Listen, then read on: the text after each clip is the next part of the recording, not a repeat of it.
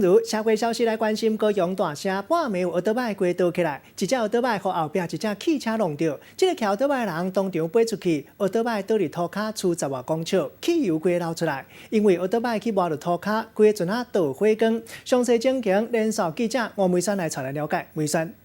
好，主播各位观众，透过画面可以看到，机车骑士呢是停在路口等红灯。